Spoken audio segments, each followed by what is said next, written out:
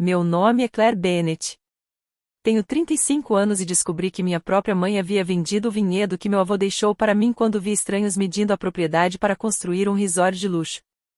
6 dias depois, eu estava dentro da nova boutique da minha irmã, avaliada em $200.000, vendo minha herança roubada transformada em lustres de cristal, vitrines importadas e garrafas de champanhe que ninguém ali pretendia lembrar depois daquela noite. Minha mãe levantou uma taça diante de quase 100 convidados, abraçou minha irmã e sorriu. E precisamos agradecer a Claire, anunciou ela. Foi o vinhedo dela que financiou a filha que realmente merecia uma oportunidade. Então ela riu. A sala inteira acompanhou, porque todos acreditavam que eu tinha concordado com a venda. Minha irmã me encarava por cima da taça, esperando que eu aceitasse aquela humilhação em silêncio, como eu sempre fiz. Mas, dessa vez, eu apenas sorri. Verifique sua caixa de correio amanhã, respondi. Por uma fração de segundo, a expressão da minha mãe mudou. Foi rápido, mas eu percebi. Às 8 da manhã do dia seguinte, meu celular mostrava 62 chamadas perdidas. Um dos recados de voz começou com minha mãe chorando, passou para gritos furiosos e terminou de repente no meio de uma frase. Você não pode tirar a boutique. Sua irmã já. Eu ouvi apenas uma vez. Depois coloquei o telefone sobre a mesa e abri o último documento que meu advogado havia enviado. Minha mãe achava que aquela carta era uma ameaça. Na verdade, era um mapa mostrando exatamente tudo o que ela estava prestes a perder.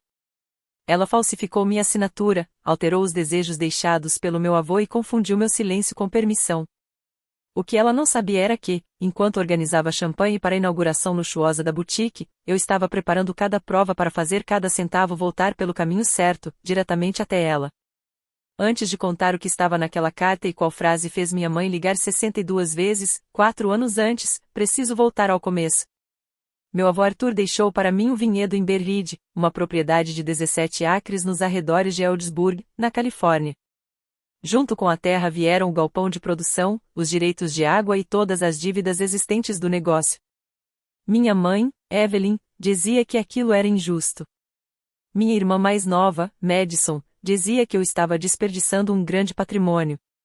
Nenhuma das duas mencionava que eu passei 12 verões trabalhando ao lado do meu avô, enquanto Madison aparecia apenas para tirar fotos entre as videiras.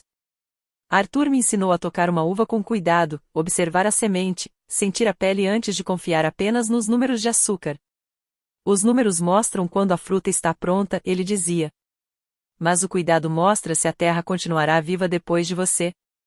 Essas palavras moldaram minha carreira como consultora de recuperação agrícola, ajudando pequenos vinhedos a reduzir o consumo de água e recuperar solos desgastados. Eu reinvesti quase todo o lucro inicial do Emberrid em novos sistemas de irrigação, controle de erosão e certificação de agricultura sustentável. Mas minha mãe enxergava apenas o valor de mercado da propriedade. Madison via apenas o dinheiro que, segundo ela, eu estava sendo egoísta por deixar preso na terra. A boutique começou como mais uma das mudanças repentinas de vida da minha irmã. Ela havia abandonado 3 empregos em apenas 2 anos, mas anunciou que o varejo de luxo era sua verdadeira paixão. Em vez de um plano de negócios, ela apareceu com um painel cheio de ideias e imagens bonitas. Ela queria uma loja em uma área nobre, móveis italianos, produtos de marcas famosas, uma agência de lançamento e $200.000 da família. Minha mãe me pediu para investir durante um jantar, embora o valor já tivesse sido decidido antes mesmo de eu chegar. Eu ofereci analisar as projeções, ajudar nas negociações do aluguel e contribuir com $20.000 depois que Madison apresentasse um orçamento realista e conseguisse algum financiamento próprio. Madison empurrou a cadeira para trás e disse que eu estava tentando envergonhá-la. Minha mãe então afirmou que meu avô Arthur já tinha me dado o suficiente e que uma filha não deveria controlar toda a segurança financeira da família. Eu olhei para as duas e respondi. O vinhedo não é dinheiro da família. É uma herança que meu avô confiou a mim. O vinhedo era legalmente meu, mas a operação exigia cuidado constante. A propriedade já enfrentava desafios financeiros e sustentava 6 funcionários que dependiam daquele trabalho. A conversa terminou com minha mãe dizendo: um dia você vai entender que a terra vale menos do que as pessoas. 3 meses depois, os convites chegaram para a grande inauguração da Veil and Violet, a boutique que aparentemente não precisava mais da minha ajuda para existir. O primeiro sinal de alerta apareceu 12 dias antes da abertura. Na segunda-feira, às 5h17 da manhã, meu banco me avisou sobre 2 tentativas frustradas de acessar a conta operacional do Inberread. As tentativas tinham vindo da região onde minha mãe morava. Troquei todas as senhas imediatamente, mas tentei acreditar que talvez ela tivesse usado algum acesso antigo compartilhado por engano. Ao meio-dia, liguei para Rafael Ortiz, o gerente do vinhedo que havia sido treinado pelo meu avô. A resposta dele fez meu estômago revirar. Rafael contou que uma mulher da suposta nova equipe de administração havia pedido os registros de consumo de água e as projeções de produção do vinhedo. Eu disse que não existia nenhuma nova equipe. Foi então que ele revelou que minha mãe havia aparecido alguns dias antes carregando documentos com a minha assinatura. Ela afirmou que eu tinha autorizado uma venda confidencial e que eu não queria ser incomodada durante a transição. Rafael se recusou a entregar as chaves dos equipamentos, mas admitiu que pensou que talvez existisse algum acordo familiar do qual eu ainda não tivesse falado. Minha mãe usou algo que sempre fez parte da minha personalidade contra mim, minha discrição. Ela fez pessoas de confiança questionarem a própria intuição. Naquela mesma tarde, fui até Inberread. O velho letreiro de madeira que meu avô colocou na entrada havia desaparecido. No lugar dele havia uma placa temporária. Futuro lar do Belvedere Vineyard Retriat. Bandeiras de demarcação já cruzavam o antigo setor onde cresciam nossas uvas Zinfandel.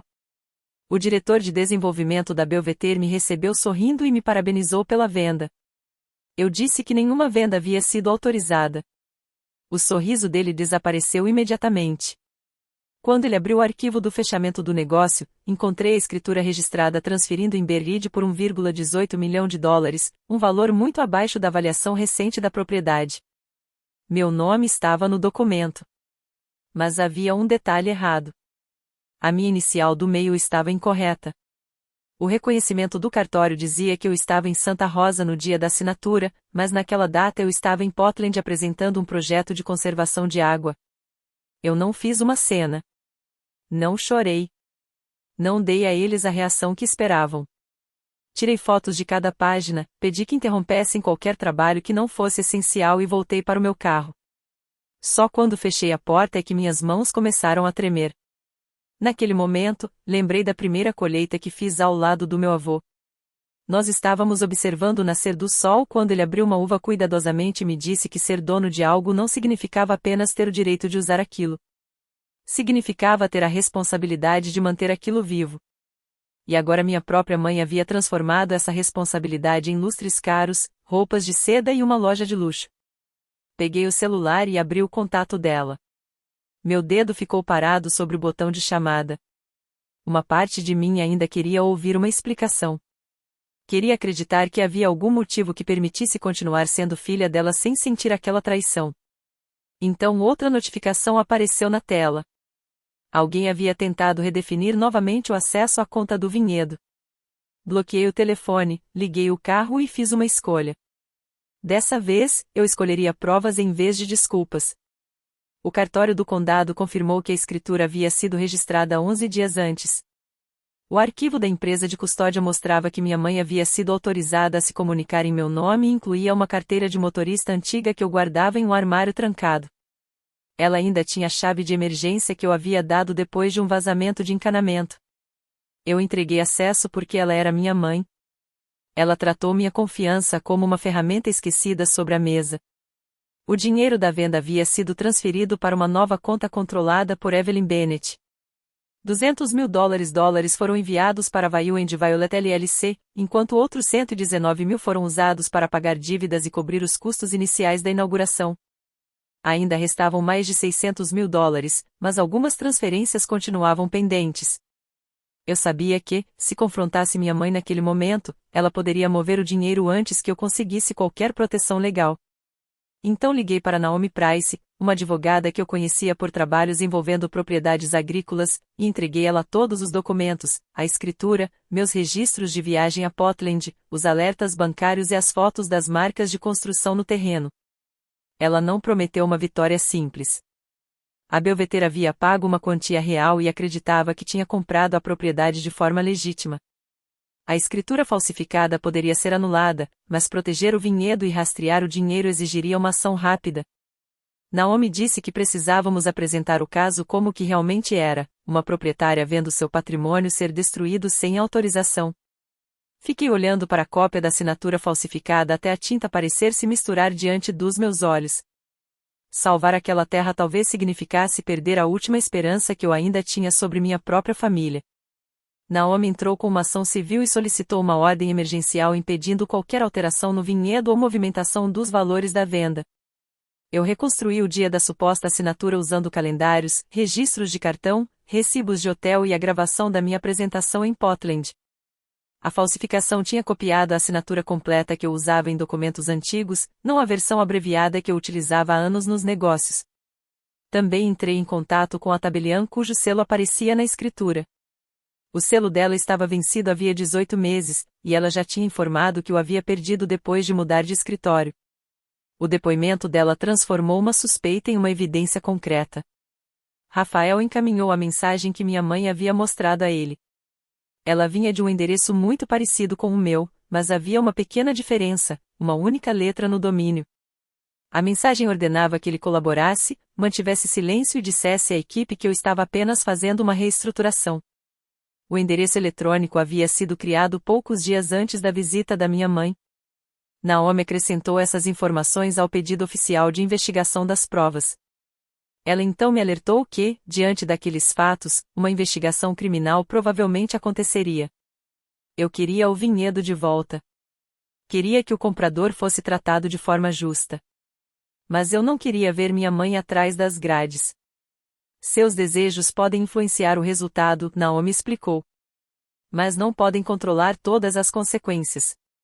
Uma escritura falsificada deixava de ser apenas uma briga familiar. Era uma fraude.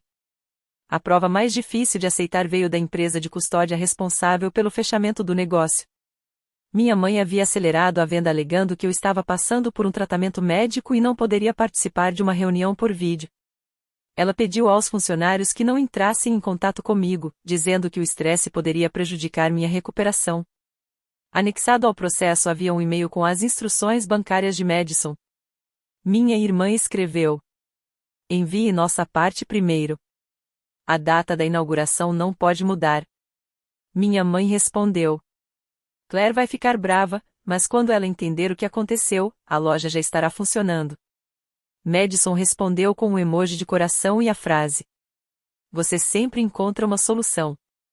Até aquele momento, eu ainda tentava acreditar que talvez Madison pensasse que eu tinha autorizado tudo. Aquela mensagem destruiu essa possibilidade. Ela talvez não tivesse falsificado a escritura com as próprias mãos, mas sabia que todo o plano dependia de agir antes que eu descobrisse. Sozinha dentro do carro, pensei em ligar para minha mãe. Imaginei ela dizendo que entrou em pânico, que pretendia devolver o dinheiro e que tudo tinha sido um erro.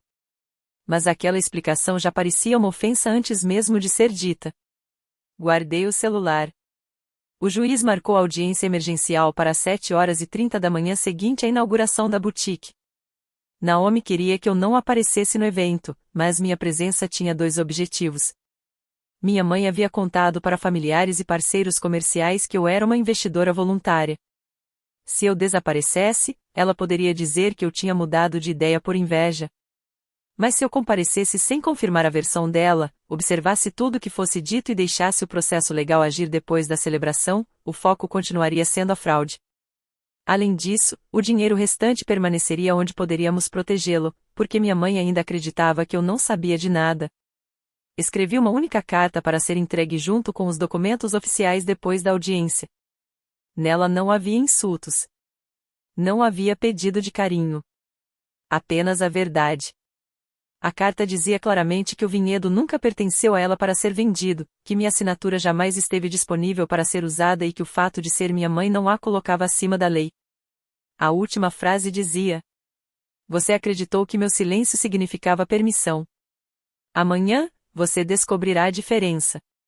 A inauguração da Veil and Violet aconteceu na quinta-feira à noite, cercada por rosas brancas, tecidos dourados e uma atmosfera de luxo cuidadosamente planejada. A loja parecia ter saído exatamente do painel de inspirações de Madison. Bancadas de pedra, detalhes em bronze, espelhos importados e uma área exclusiva de atendimento escondida atrás de cortinas de veludo. Um fotógrafo circulava entre os convidados enquanto uma repórter de estilo gravava entrevistas. Cada detalhe brilhante daquele lugar carregava uma parte do Imberlid. O balcão de degustação representava meses de investimentos na irrigação do vinhedo. O grande lustre equivalia ao valor de 3 planos de seguro de saúde dos funcionários. Os produtos nas prateleiras existiam porque as minhas videiras haviam sido transformadas em uma assinatura falsificada. Eu entrei sozinha, usando um simples vestido azul marinho. Minha mãe atravessou a sala imediatamente. Beijou meu rosto e sussurrou que estava aliviada por eu finalmente ter decidido agir com maturidade. Logo depois, Madison apareceu usando um terno branco de grife da própria coleção de inauguração. Por alguns segundos, as duas me observaram atentamente, tentando descobrir se eu já sabia de tudo. Eu parabenizei Madison pelo evento e não mencionei o vinhedo. Os ombros delas relaxaram. Minha mãe colocou uma taça de champanhe na minha mão. Um champanhe comprado com o dinheiro que ela tirou de mim. Eu segurei a taça, mas não bebi. Os convidados vinham até mim agradecendo pelo apoio à minha irmã. Uma representante da associação comercial disse que meu investimento era uma prova de sucesso e que mulheres deveriam apoiar outras mulheres. Cada elogio apertava algo dentro de mim. Eles tinham transformado minha presença em uma confirmação de uma mentira e fariam qualquer tentativa de defesa parecer uma atitude egoísta. Eu queria dizer que verdadeira generosidade só existe quando há escolha. Mas, em vez disso, guardei o material da inauguração e enviei fotos para Naomi, destacando os bens que poderiam ser ligados diretamente ao dinheiro da venda. Às 18h45, enquanto um quarteto de cordas tocava perto da sala de provadores, um funcionário do tribunal recebeu o último documento protocolado por Naomi. Às 18h52, um mensageiro autorizado recolheu o pacote lacrado contendo minha carta e os avisos legais que seriam entregues depois da audiência da manhã seguinte. Às 19h, Madison bateu uma colher na taça e subiu em uma pequena plataforma. A conversa da sala diminuiu até virar silêncio.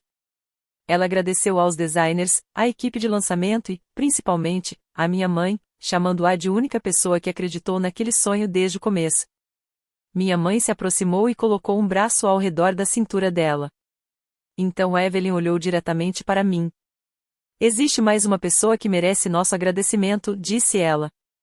Claire sempre preferiu terra, números e planilhas, mas finalmente entendeu qual filha realmente merecia receber o investimento.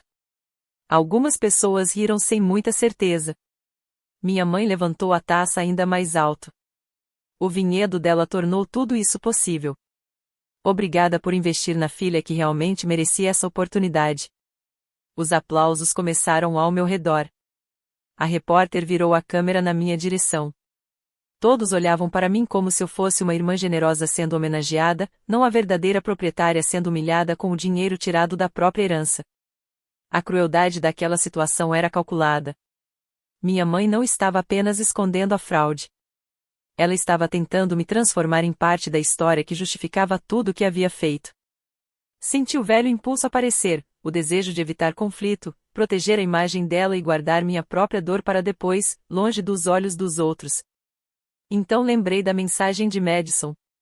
Você sempre encontra uma solução. Coloquei a taça de champanhe intocada em uma bandeja e caminhei até a plataforma. Minha mãe sorriu, esperando que eu fizesse um discurso emocionado. Cheguei perto o suficiente para que o microfone captasse minha voz. Verifique sua caixa de correio amanhã. Os aplausos diminuíram até desaparecerem completamente. O sorriso da minha mãe sumiu. Seus olhos ficaram atentos, como se naquele instante ela finalmente percebesse que algo havia mudado. O sorriso de Madison continuou preso no rosto, mas uma de suas mãos apertou com força a borda do púlpito. Eu não expliquei nada. Apenas agradeci ao funcionário mais próximo, peguei meu casaco e saí enquanto o fotógrafo continuava registrando tudo. Atrás de mim, ouvi minha mãe rir alto demais e dizer aos convidados que eu estava apenas fazendo drama por causa de uma surpresa familiar. No estacionamento, Naomi confirmou que o juiz analisaria nosso pedido de emergência às 7h30 da manhã seguinte. A Belvedere havia suspendido voluntariamente qualquer obra depois de descobrir que a escritura estava sendo contestada. Agora, tudo dependeria dos documentos e das provas, não de uma possível confissão da minha mãe. Voltei para casa e dormi por apenas 4 horas. Enquanto minha mãe e Madison permaneciam na boutique até tarde, posando ao lado do logotipo da loja e comemorando a inauguração, o pacote enviado pelo mensageiro atravessava a cidade. Dentro dele estava minha carta, junto com cópias da escritura falsificada, o depoimento da tabeliã, o relatório rastreando os valores movimentados e a notificação da audiência emergencial. Minha mãe passou aquela noite comemorando uma inauguração. Ela não fazia ideia de que as mesmas fotos publicadas nas redes sociais estavam registrando provas do local onde bens poderiam ser protegidos por uma decisão judicial. Às 7h25 da manhã seguinte, eu estava sentada ao lado de Naomi em uma sala de tribunal silenciosa. O advogado da Belvedere participou por vídeo e informou que a empresa interromperia qualquer atividade até que a questão da propriedade fosse esclarecida. O juiz analisou cada detalhe: a inicial do e-mail incorreta na assinatura, meus registros de viagem a Portland, o selo de cartório vencido, o endereço de e-mail falso e a transferência do dinheiro da venda para contas ligadas à minha mãe e à empresa de Madison. Às 8h12, a juíza concedeu uma ordem temporária de proteção. A decisão impedia novas alterações no Emberrid, bloqueava o saldo rastreável da venda, proibia que a Veil and Violet movimentasse ou vendesse grandes quantidades de estoque fora das operações normais monitoradas e registrava oficialmente que a propriedade estava envolvida em uma disputa judicial. Aquilo ainda não encerrava o caso, mas impedia que minha mãe tornasse qualquer recuperação impossível antes que todas as provas fossem analisadas. Às 8h20, o mensageiro entregou o pacote na casa da minha mãe e conseguiu a assinatura dela confirmando o recebimento. 3 minutos depois, meu telefone começou a tocar. Eu deixei vibrar até a tela apagar. Primeiro foi Madison. Depois minha mãe ligou novamente. Até às 9h da manhã, havia 21 chamadas perdidas. Às 10h30, o número chegou a 62. 17 chamadas eram de Madison, 34 eram da minha mãe, e as restantes vinham de familiares que haviam recebido versões desesperadas da história. Abri o primeiro correio de voz. Minha mãe começou chorando. Ela disse que a escritura tinha sido apenas um mal-entendido e insistiu que sempre teve a intenção de me devolver o dinheiro. Mas, depois de alguns segundos, sua voz mudou. Ela começou a me acusar de humilhar Madison, destruir o negócio promissor e esperar até depois da inauguração para tornar tudo ainda mais doloroso.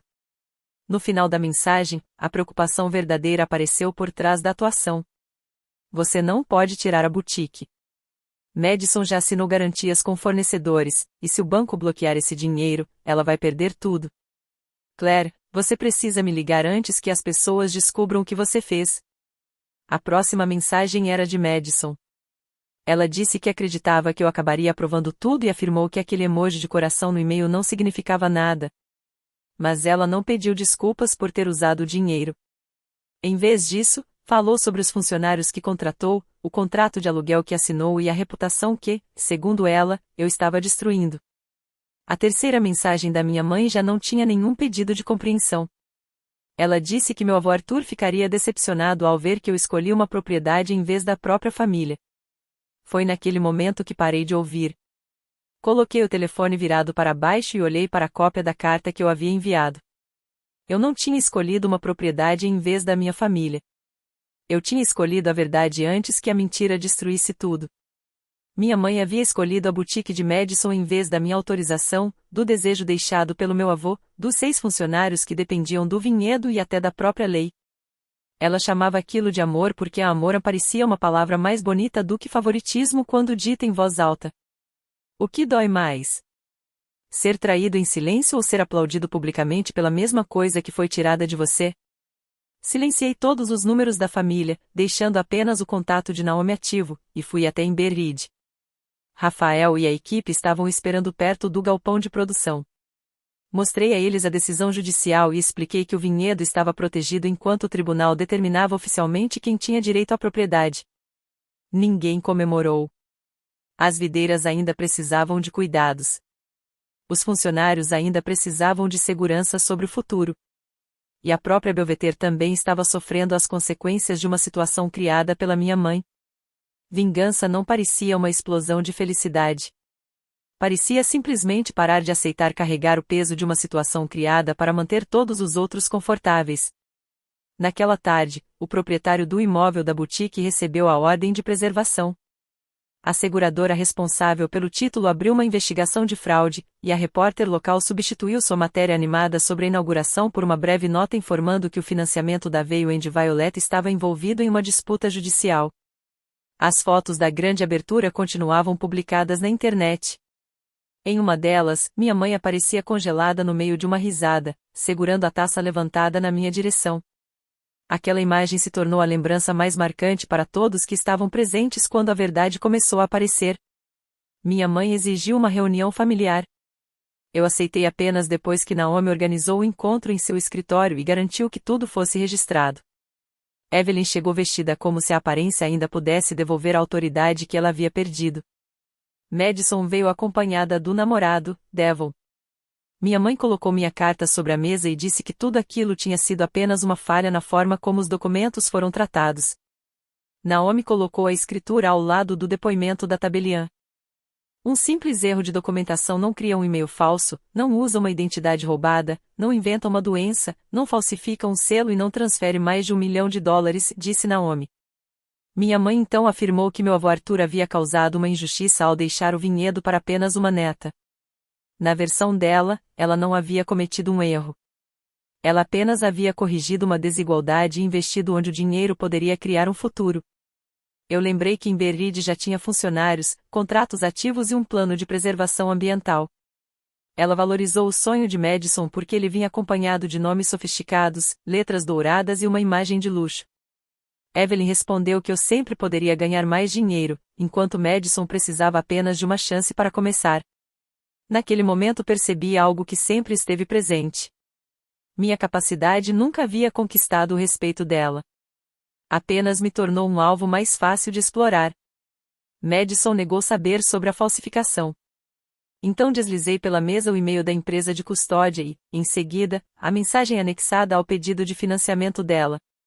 No documento, ela descrevia o dinheiro como resultado de uma venda de vinhedo familiar que estava sendo finalizada sem a participação direta da proprietária e confirmou aquelas informações como verdadeiras. Devon leu o papel em silêncio. Depois se afastou dela. Eu apresentei minhas condições. O título da propriedade seria restaurado. A Belvedere, que havia comprado acreditando estar agindo corretamente, seria compensada. Cada dólar rastreável retornaria ao seu destino. Os bens da boutique adquiridos com dinheiro obtido de forma ilegal permaneceriam sob supervisão judicial. Minha mãe teria que corrigir a mentira que contou aos familiares, fornecedores, funcionários e convidados da inauguração. Nenhuma das duas poderia entrar em Berridge sem autorização por escrito. Eu deixaria claro ao promotor que preferia uma solução baseada em restituição, não prisão. Mas eu não retiraria provas e não chamaria uma falsificação de apenas um problema de família. Minha mãe afastou a cadeira da mesa. Disse que eu estava pedindo para ela perder a própria casa. Olhei para ela e respondi. Você vendeu a minha. Madison disse que fechar a boutique acabaria com tudo que ela construiu. Eu lembrei que 6 funcionários do vinhedo descobriram por pessoas desconhecidas que o local onde trabalhavam poderia desaparecer. Devon saiu antes do fim da reunião. Madison foi atrás dele até o corredor, mas ele não voltou. Minha mãe permaneceu sentada. Sem uma plateia para convencer, sem convidados para impressionar e sem uma história para controlar, ela parecia muito menor do que antes. O processo durou 9 meses e envolveu mediação, análise contábil forense e uma ação judicial para definir a validade da propriedade. No fim, a escritura foi considerada inválida porque minha mãe nunca teve autoridade legal para transferir o Berridge. A Belvedere abriu mão da disputa depois que a seguradora do título confirmou os problemas na documentação. Mas o caminho do dinheiro foi muito menos simples. Dos 1,18 milhão de dólares da venda, a ordem judicial conseguiu preservar 643 mil. A restituição exigiu que minha mãe vendesse investimentos, entregasse praticamente toda a reserva de aposentadoria e colocasse à venda a casa de 4 quartos onde ela havia realizado reuniões familiares por 22 anos. Depois de quitar financiamento, impostos e acordos legais, ela se mudou para um pequeno apartamento de um quarto localizado acima de um consultório odontológico. Os móveis que não cabiam no novo espaço foram vendidos em leilão. Durante anos, minha mãe mediu segurança pelo que podia mostrar aos outros. Agora, cada objeto precisava ter uma razão para ocupar espaço. A Veil and Violet funcionou por apenas 8 semanas. Ela não fechou como uma forma de punição. O negócio simplesmente não conseguiu sobreviver quando precisou enfrentar sua verdadeira situação financeira. Um administrador judicial identificou que os móveis e o estoque da loja haviam sido comprados com valores rastreados da venda irregular. O proprietário encerrou o contrato depois de atrasos no aluguel e violação das cláusulas de transparência. Os fornecedores cobraram as garantias pessoais que Madison havia assinado sem entender completamente as consequências. O logotipo dourado foi retirado da fachada. O estoque foi vendido, e o dinheiro arrecadado foi direcionado para a restituição. Madison ficou responsável por uma dívida de $78 mil, entrou em um plano de pagamento de 5 anos e conseguiu trabalho como assistente de gerente em uma rede de roupas de preço médio. Era um emprego honesto. Mas ela odiava responder a alguém que não confundia desejo com merecimento. Devon terminou o relacionamento depois que Madison esperou que ele refinanciasse o próprio apartamento para salvar a loja. Ela colocou a culpa em mim. Ele respondeu que os documentos do processo revelaram uma versão dela que ele não conseguia mais ignorar. Eu não respondi. O promotor público não poderia simplesmente apagar uma escritura falsificada que havia sido registrada oficialmente. Minha mãe evitou a prisão porque não tinha antecedentes criminais, cooperou com o processo e cumpriu as exigências de restituição.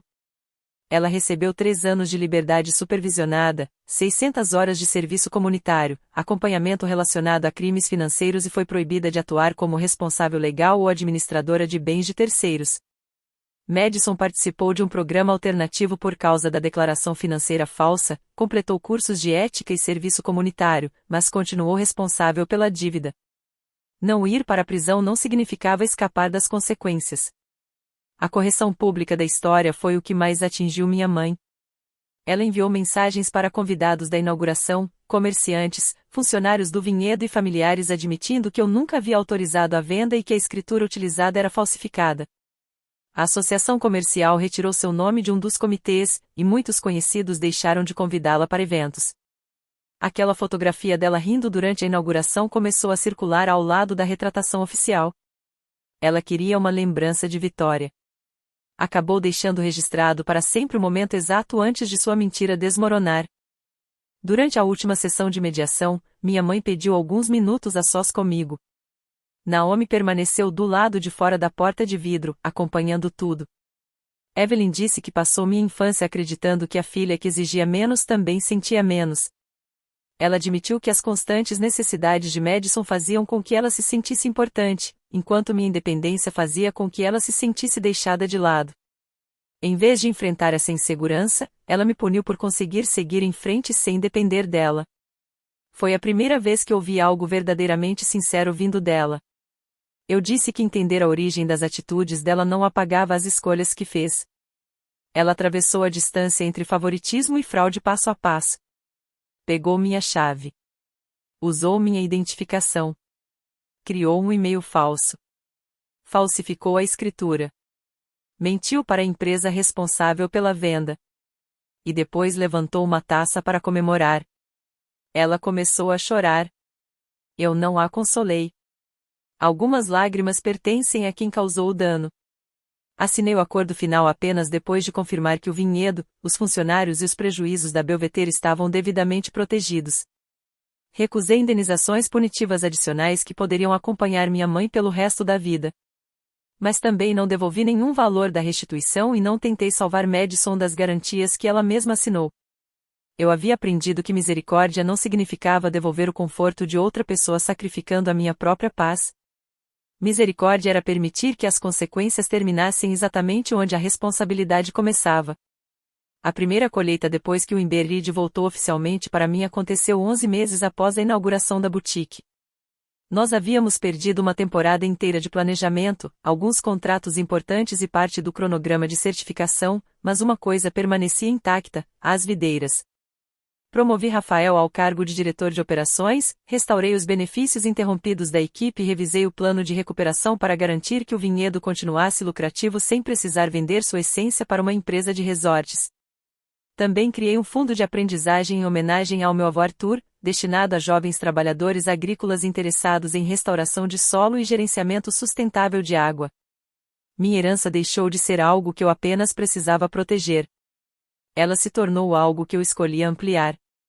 Mudei completamente os sistemas que permitiam que o acesso familiar fosse confundido com autoridade sobre os negócios. A chave de emergência que minha mãe possuía foi destruída. Todas as contas passaram a exigir autenticação em 2 etapas, e Naomi ajudou a colocar a propriedade em uma estrutura de conservação que impedia qualquer transferência apressada sem uma análise independente. Nenhuma dessas medidas parecia algo emocionante. Mas também eram uma forma de cuidado. Meu avô confiou na minha capacidade de tomar decisões. Orá-lo significava construir uma proteção mais forte do que apenas confiança. Guardei a escritura falsificada em um arquivo trancado. Não como um troféu, mas como uma lembrança de que amor sem limites pode ser transformado em permissão por alguém determinado a ultrapassar qualquer barreira. No jantar da colheita, convidei a equipe do vinhedo, Naomi, amigos próximos, produtores vizinhos e o representante da Belvedere que havia interrompido as obras assim que apresentei as primeiras provas. Não convidei minha mãe nem Madison. A ausência delas não foi uma declaração dramática. Foi apenas um limite.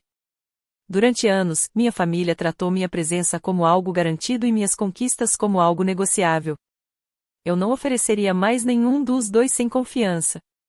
Ao pôr do sol, minha mãe enviou uma mensagem dizendo que queria visitar o vinhedo e ficar no mesmo lugar onde meu avô Arthur costumava estar. Meses antes, aquele pedido teria despertado culpa em mim. Dessa vez, li a mensagem sem confundir culpa com obrigação. Respondi apenas: o vinhedo não tem espaço para quem não sabe reconhecer o valor dele. Depois coloquei o telefone no bolso e voltei para a mesa. Quando vi que ela havia lido a mensagem, não senti vitória. Senti clareza. Durante grande parte da minha vida, minha mãe contou com o intervalo entre me machucar e eu finalmente admitir o que havia acontecido. Esse intervalo acabou. Ela poderia se arrepender da investigação, da liberdade supervisionada ou da retratação pública. Mas meu acesso, minha confiança e minha vida nunca mais seriam parte de um acordo que ela acreditasse poder negociar. Madison nunca reabriu a veio em The Violet. Por algum tempo, ela publicou mensagens vagas sobre traição e familiares invejosos. Mas cada postagem recebia menos apoio quando as pessoas lembravam da correção pública e dos fatos do caso. Com o tempo, as mensagens desapareceram. 2 anos depois de iniciar o plano de pagamento da dívida, ela me enviou uma breve mensagem de desculpas. Dessa vez, não havia pedido de dinheiro. Ela admitiu que sabia o suficiente para impedir a venda. Mas escolheu não fazer nada porque a boutique significava mais para ela do que a origem do dinheiro que financiou aquele sonho. Eu reconheci a mensagem, mas não prometi uma reconciliação imediata. Um pedido de desculpas pode ser o primeiro passo para reconstruir algo. Mas ele não dá ao outro o direito de determinar quando a pessoa ferida deve esquecer, perdoar ou voltar a agir como antes. Minha relação com minha mãe se tornou limitada e formal. Nós trocávamos apenas mensagens curtas quando existia alguma emergência real. Eu não visitava o apartamento dela, e ela não entrava mais no vinhedo. Mesmo depois que o período de supervisão judicial terminou, o limite permaneceu. Durante muito tempo, minha mãe acreditou que consequências eram apenas problemas temporários que minha capacidade de resolver as coisas acabaria corrigindo. A consequência mais importante foi perceber que, dessa vez, eu não faria isso. A carta que enviei não destruiu minha família. Ela apenas revelou uma versão de família que precisava que uma pessoa abrisse mão dos próprios direitos para que outra continuasse perseguindo seus sonhos. Minha mãe perdeu a casa, grande parte da reserva de aposentadoria, a reputação na comunidade e a autoridade que usava para decidir quem merecia receber o quê. Madison perdeu a boutique, o relacionamento e a ideia de que entusiasmo e ambição poderiam substituir responsabilidade. Eu recuperei o Ember Reed. Mas também recuperei algo que não podia ser medido em dinheiro.